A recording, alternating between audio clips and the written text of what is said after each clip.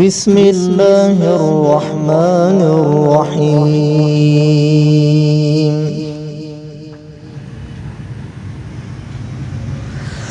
ربنا إنك تعلم ما نخفي وما نعلن وما يخفى على الله من شيء في الأرض ولا في السماء.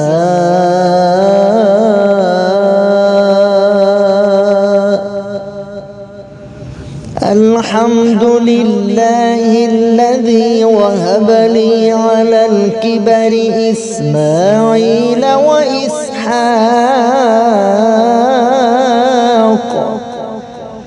إن ربي لسميع الدعاء.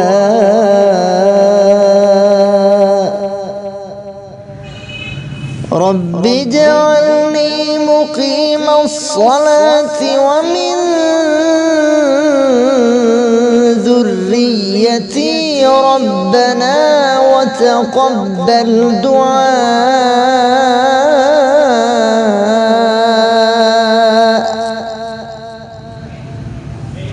ربنا اغفر لي ولوالدي وللمؤمنين يوم يقوم الحساب. صدق الله